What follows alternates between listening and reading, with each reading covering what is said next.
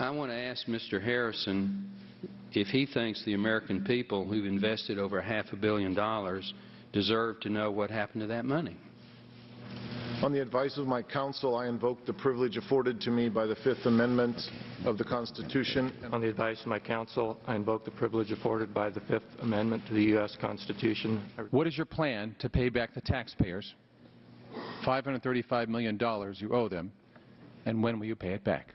On the advice of my counsel, I invoke the privilege afforded to me by the Fifth Amendment of the United States Constitution.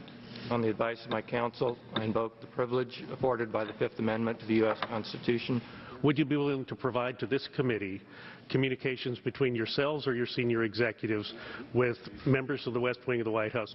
On the advice of my counsel, I invoke the privilege afforded to me by the Fifth Amendment of the United States Constitution. On the advice of my counsel, I invoke the privilege afforded by the Fifth Amendment to the U.S. Constitution. I respectfully decline to answer any questions. Yeah, well, you get the picture. Ed Henry, our chief White House correspondent, live on the North Lawn. Ed, lawmakers hoped for a grilling. They were disappointed, were they not? That's right, Megan.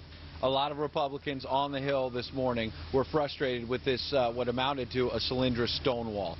Basically, the CEO and the CFO, as you noted, had indicated previously that they would answer the committee's questions. But a couple days ago, their attorneys sent a letter to the committee saying they were going to invoke the Fifth.